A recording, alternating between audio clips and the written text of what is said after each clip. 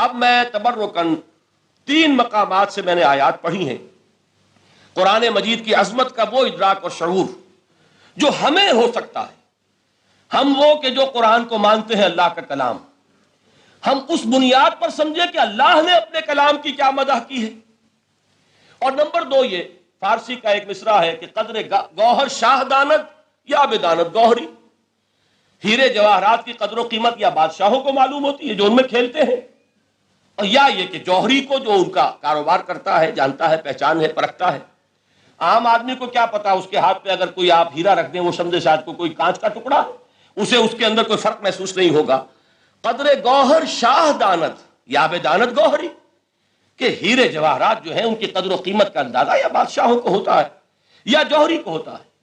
تو قرآن مجید کا عظمت کا صحیح ادراک یا اللہ کو ہے یا محمد الرسول اللہ کو ہے صلی اللہ علیہ وسلم. باقی جو کچھ دنیا دیکھتی ہے وہ تو وہ ظاہر کا ایک پہلو ہے، وہ تاریخی حقائق ہیں جو میں نے آپ کے سامنے رکھے.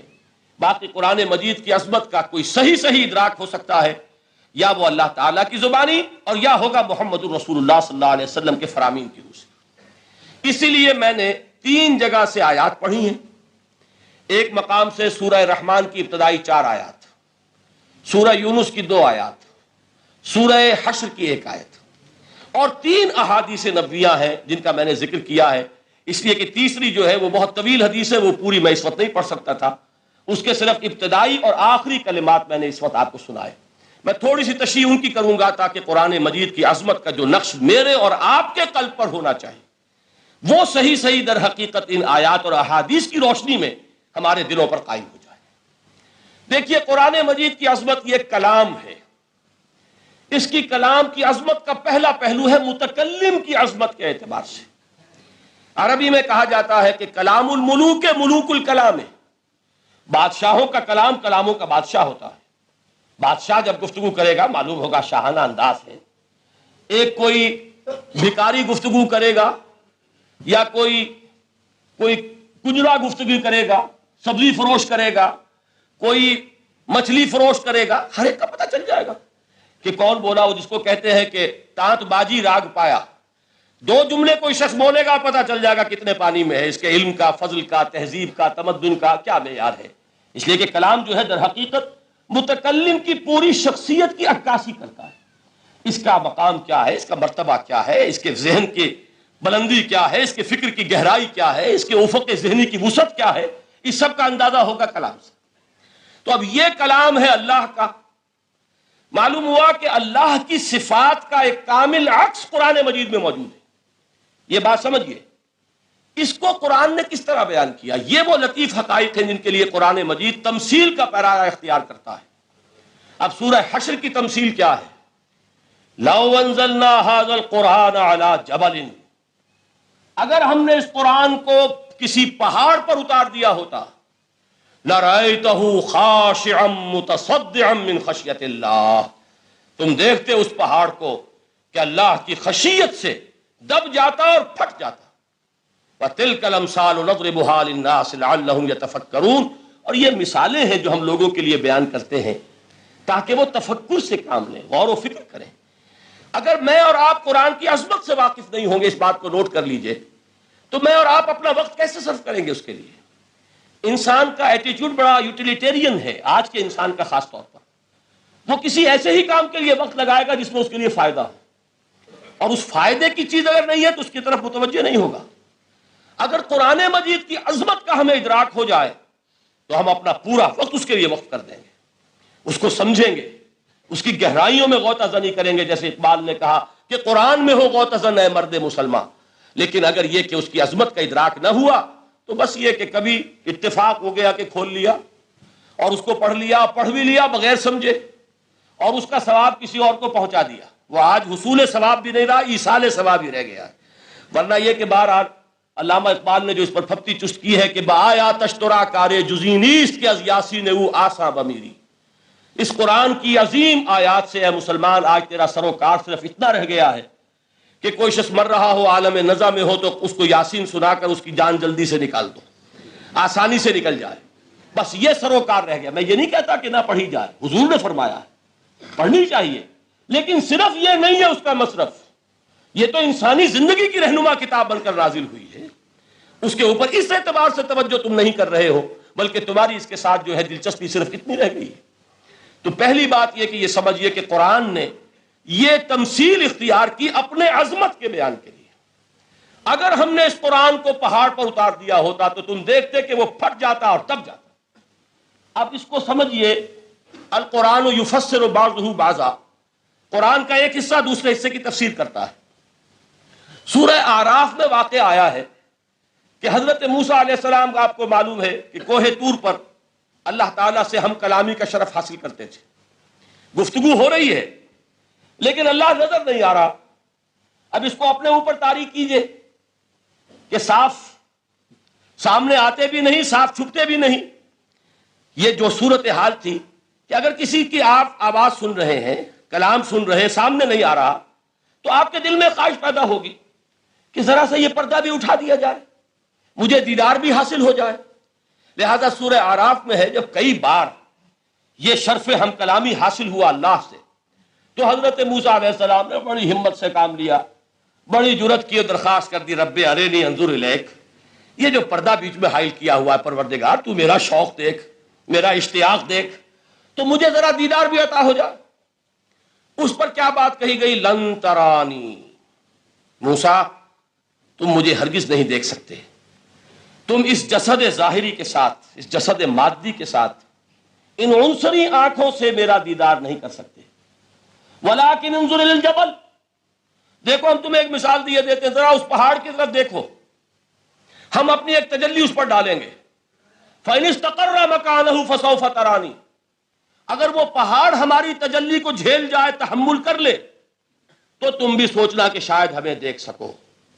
اس کے بعد ہوا کیا؟ فَلَمَّا تَجَلَّى رَبُّهُ لِلْجَبَلِ جَعَلَهُ دَكًّا وَخَرَّ مُوسَىٰ صَعِقًا، جب اللہ تعالیٰ نے پہاڑ پر اپنی ایک تجلی ڈالی تو وہ پہاڑ جو ہے پھٹ گیا، اور موسیٰ، اب دیکھیے براہ راست تجلی موسیٰ پر نہیں ہے، یہ انڈائریکٹ مشاہدہ ہے تجلی ربانی کا کہ جو پہاڑ پر ہوئی ہے، اور پہاڑ کی جو کیفیت ہوئی ہے اس کے مشاہدے سے حضرت موسیٰ بے ہوش ہو کر گر گئے۔ وَصَعِقَ مُوسَىٰ خَرَّ مُوسَىٰ صَعِقًا، یہ ہے وہ مثال جو یہاں دی ہے قرآن کے لیے۔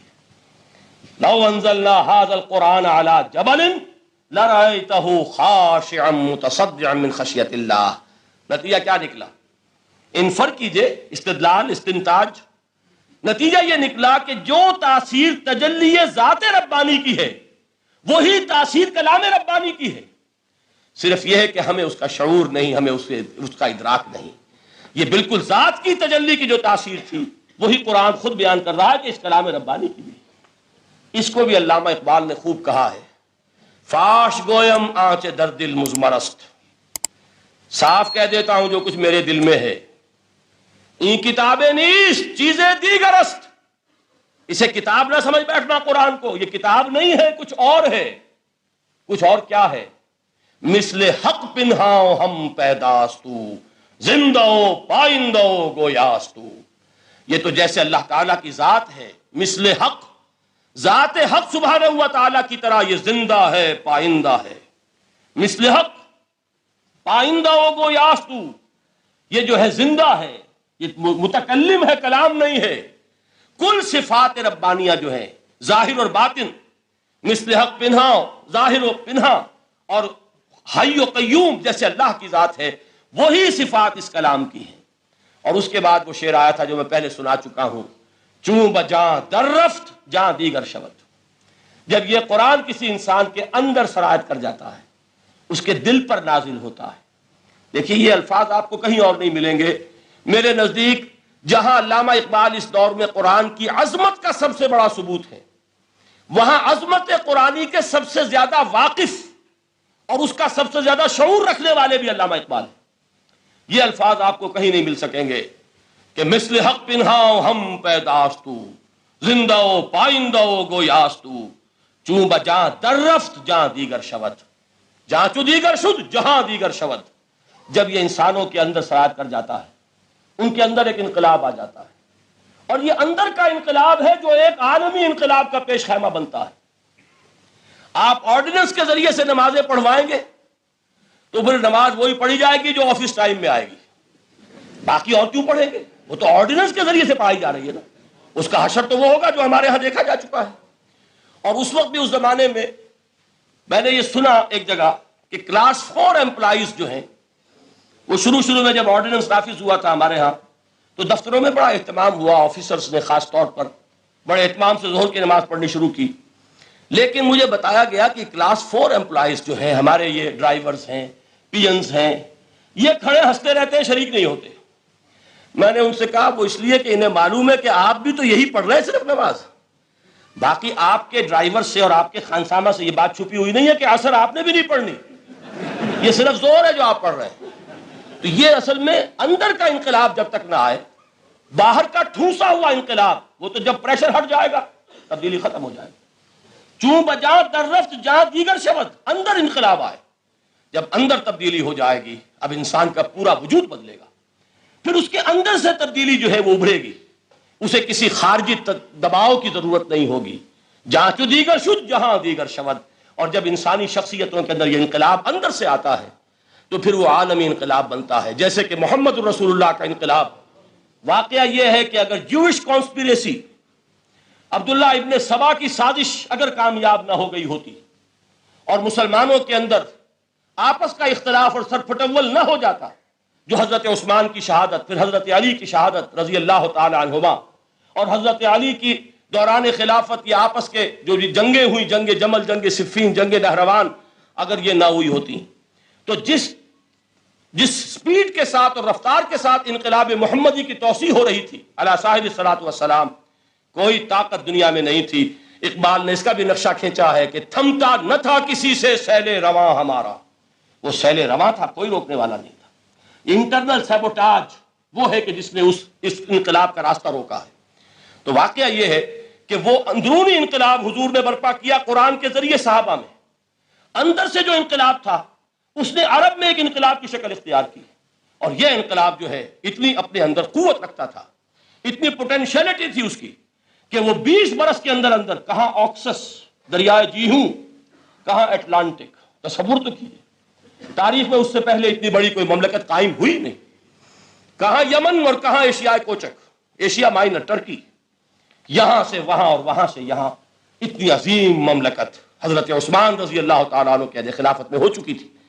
یہ بات اگر یہ چلتا معاملہ آگے تو کوئی قوت اب نہیں رہی تھی. سلطنت روما ختم ہو چکی تھی، سلطنت کسریٰ ختم ہو چکی تھی، پرچے اڑ گئے تھے. اب کون سی طاقت رہ گئی تھی جو سیلاب کا راستہ روکتی؟ یہ وہ یہودی سازش ہے جس نے اندر سے سیبوٹاج کیا. بہرحال یہ ہے انقلاب محمدی کا طریقہ، اندر سے تبدیلی. اسی کو علامہ اقبال نے کہا ہے، تیرے ضمیر پہ جب تک نہ ہو نزول کتاب، گرہ کشا ہے نہ راضی نہ صاحب کشاف. یہ قرآن اب بھی تم ایسے محسوس کرو کہ جیسے تمہارے دل پر نازل ہو رہا ہے. اور مجھے یاد آیا امام ابن قیم رحمۃ اللہ علیہ، ان کا ایک بڑا پیارا جملہ ہے. وہ کہتے ہیں قرآن کے بعض پڑھنے والے ایسے ہیں کہ جب وہ قرآن کو پڑھتے ہیں تو یوں محسوس کرتے ہیں کہ قرآن مصحف میں لکھا ہوا نہیں ہے، ان کے اپنے دل کے اوپر کندہ ہے، دل کے اوپر سے پڑھ رہے ہیں. یعنی اتنی کامل مطابقت وہ محسوس کرتے ہیں، اپنی فطرت، ہیومن نیچر اور قرآن کے اندر اتنی مطابقت ہے. اس طرح وہ ٹیلی کرتے ہیں ایک دوسرے کے ساتھ کہ محسوس ہوتا ہے کہ وہ کتاب ان صفحات میں لکھی ہوئی نہیں ہے بلکہ لوح قلب پر لکھی ہوئی ہے کہ جہاں سے وہ انسان اسے پڑھ رہا ہے. تو پہلی بات تو قرآن مجید کی آیت کے حوالے سے اس پہلو سے ہمارے سامنے آئی کہ جو تاثیر ہے ذات ربانی کی تجلی کی، وہی تاثیر ہے اس قرآن مجید کی، بشرطے کہ ہمارے دل جو ہیں وہ کچھ اپنے اندر اس استعداد اور صلاحیت کو پیدا کر.